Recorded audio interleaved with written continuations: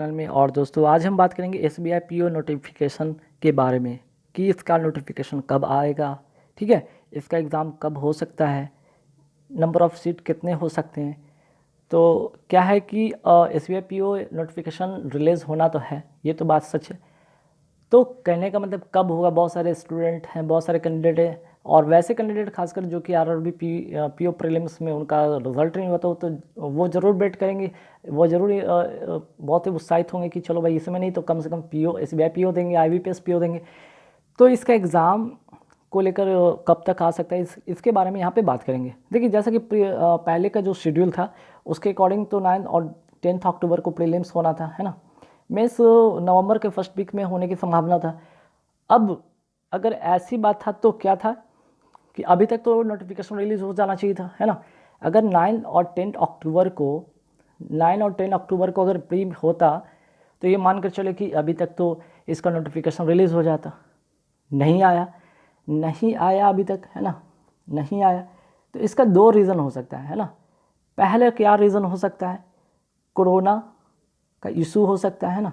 Corona का issue, क्योंकि corona के कुछ मामले कुछ स्टेट में बढ़ रहे हैं, जैसे खासकर केरल की बात करें, है ना। तो कुछ स्टेट में ऐसे हैं, या अभी भी कुछ स्टेट में है कि कोरोना के जो है तादाद बढ़ते जा रहे हैं। तो पहला रीज़न ये हो सकता है। सेकंड क्या रीज़न हो सकता है कि आईबीपीएस हो सकता है कि आईबीपीएस ने सेंटर बुक कर दिया हो। ठीक है, सेंटर ये बुक कर दिया हो। अगर ये बुक कर दिया, अगर आईबीपीएस सेंटर बुक कर दिया, तो आईबीपीएस का जो नोटिफिकेशन है, ध्यान रखिएगा, आईबीपीएस का नोटिफिकेशन है तो इस वीक तक तो डेफिनेटली इसका आ जाएगा, यानी कि 7 सितंबर तक जो है आईबीपीएस का जो है नोटिफिकेशन आ जाएगा। तो अब सवाल है कि आईबीपीएस पीओ का नोटिफिकेशन कब आएगा। तो थोड़ा यहाँ पे समझिएगा। अगर हम लास्ट ईयर की अगर बात करते हैं, कि पीओ का जो एग्ज़ाम हुआ था, ठीक है, लास्ट ईयर एसबीआई पीओ की अगर हम बात करते हैं, लास्ट ईयर एसबीआई पीओ, ठीक है, पीओ का एग्ज़ाम जो हुआ था 15 नवंबर को हुआ था, है ना, 15 नवंबर को हुआ था। 31 अक्टूबर को, ठीक है, 31 अक्टूबर को जो हुआ था क्लर्क का मेंस हुआ था, क्लर्क का एसबीआई क्लर्क मेंस हुआ था, एसबीआई क्लर्क मेंस हुआ था। इसके ठीक 10 से 15 दिन के बाद, 10 से 15 दिन के बाद क्या हुआ था, इसका नोटिफिकेशन रिलीज़ हुआ। किसका, एसबीआई पीओ का, है ना। अक्टूबर के बाद 10 से 15 दिन के बाद एसबीआई पीओ का नोटिफिकेशन जो है रिलीज़ होता है। ठीक है, नोटिफिकेशन रिलीज़ होता है। तो ध्यान रखिएगा कि 15 नवंबर को लास्ट ईयर का एग्ज़ाम हुआ था, लास्ट ईयर पीओ का एग्ज़ाम हुआ था।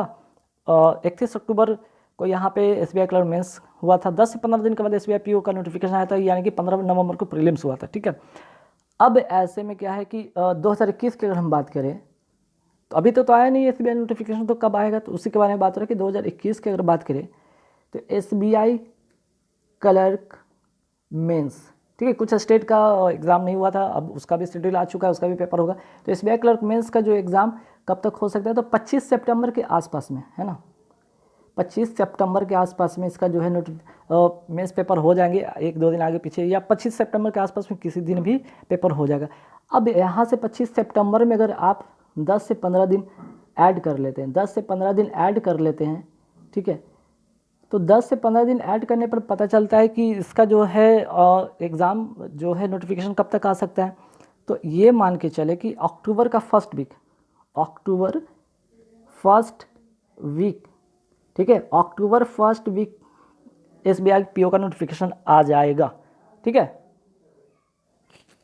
तो मैंने कहा कि इसका जो है, जैसे कि प्री शेड्यूल के अनुसार तो अभी नहीं आया है, इसका प्रीलिम्स अब होने का नहीं है, तब एग्ज़ाम जो है कब हो सकता है आपका, जो है अभी मैंने बताया कि आपका जो है अक्टूबर फर्स्ट वीक, ठीक है, अक्टूबर फर्स्ट वीक में, ठीक है, अक्टूबर फर्स्ट वीक में इसका नोटिफिकेशन देखने को बनेगा। ठीक है, तो मान ली अगर लेट हुआ, अगर हुआ तो 15 नवंबर से पहले डेफिनेटली आ जाएगा, ऐसा क्यों, क्योंकि एसबीआई पीओ का जो रिक्रूटमेंट होता है, जो ज्वाइनिंग होता है, ठीक है, एसबीआई पीओ का जो ज्वाइनिंग होता है 31 मार्च से पहले करवाना होता है, 31 मार्च से पहले इसका ज्वाइनिंग करवाना होता है। अब ऐसे में जो समय बचता है 3 से 4 महीने में लग ही जाते हैं, 3 से 4 महीने लग जाते हैं SBI PO का जो है एग्ज़ाम कंडक्ट कराने में। तो डेफिनेटली अगर 31 मार्च से पहले एक ज्वाइनिंग हो जाए, पिछले अगर लास्ट ईयर की बात है 30 मार्च को जो है ज्वाइनिंग हुआ था, तो उस हिसाब से 3 से 4 महीने लगते, तो डेफिनेटली आपको अक्टूबर फर्स्ट वीक की बात करिए, लेट बहुत हुआ तो नवंबर फर्स्ट वीक में डेफिनेटली आ जाएंगे, है ना। तो मान के चले अक्टूबर और नवंबर के फर्स्ट वीक में आसपास में आने का पूरी 100% संभावना। अब ऐसे में SBI PO का नोटिफिकेशन का आपको वेट करना चाहिए? नहीं। नंबर ऑफ जो सीट है कितना हो सकता है? देखिए हर साल लगभग इसमें 2000 के आसपास में सीट निकलता है, इस बार 2000 के आसपास में निकलेगा। तो क्या SBI PO का आप अगर SBI की तैयारी करें तो क्या नोटिफिकेशन वेट करेंगे? नहीं करेंगे, ठीक है, क्योंकि इसमें बहुत सारे प्रक्रिया, बहुत सारे आपके जो है चरण हैं, और बहुत इसमें थोड़ा सा लेवल इसका क्वेश्चन का टफ भी होता है, और तैयारी पहले से करेंगे तो बेहतर होगा। पहला होता है प्रीलिम्स, ठीक है।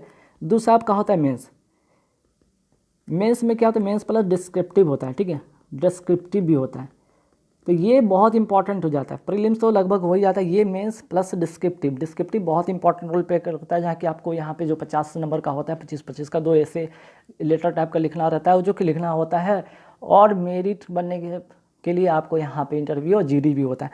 थर्ड में क्या होता है भाई? थर्ड में आपका होता है GD या इंटरव्यू, ठीक है, GD इंटरव्यू होता है, ठीक है, ध्यान रखिए। GD कोरोना को लेकर इधर नहीं हो रहा था, 2 बार से नहीं हुआ है, इंटरव्यू डायरेक्ट हुआ है, तो ध्यान रखिएगा GD हो सकता है इस बार हो, जब कोरोना का इस बार वो चीज़ ख़त्म हो चुका है।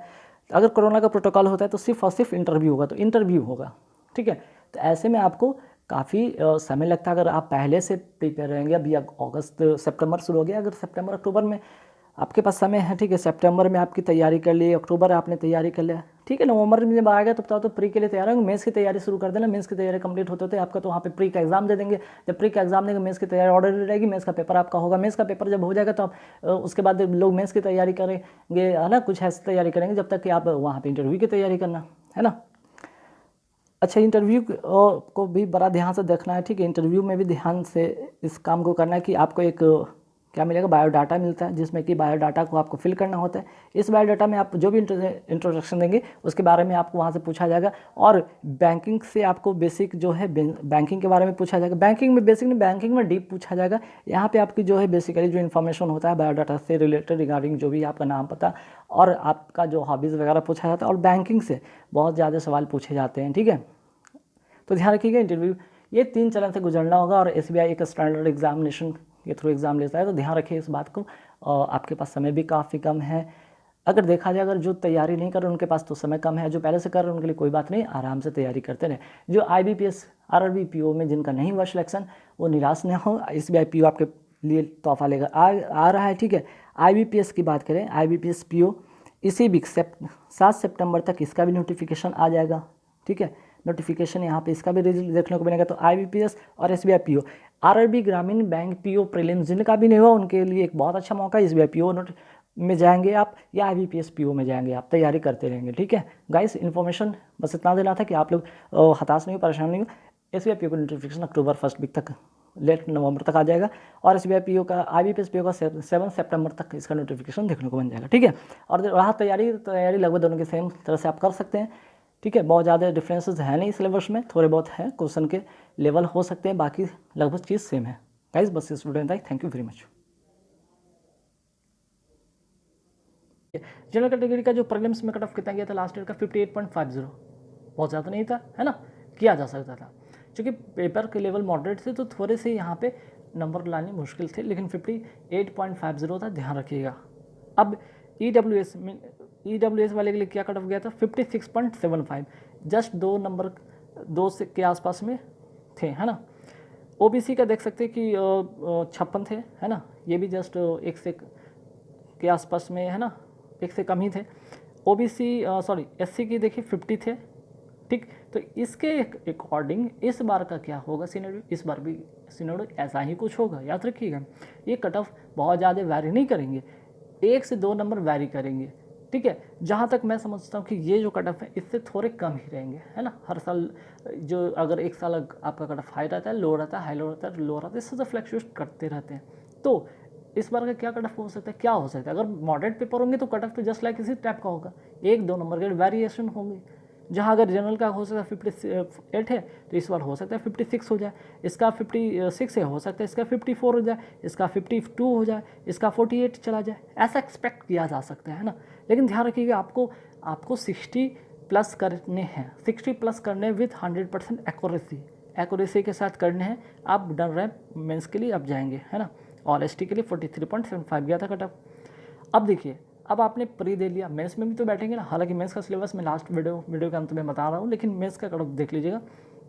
आउट ऑफ 200 है ना, आउट ऑफ 200 यहाँ पे होंगे, आउट ऑफ 250 मार्क्स में होंगे, जिसमें कि जनरल कैटेगरी का कितना गया था 88.93, एससी का 73.83, एसटी का 866.86, ओबीसी का 80.96 और ईडब्ल्यूएस का 84.60, एलडी कैटेगरी जो कि फिजिकली हैंडीकैप से बिलोंग्स हो करते हैं 80.45, वीआई 93.08, एचआई कैटेगरी 63.10 और डीएनई 63.25।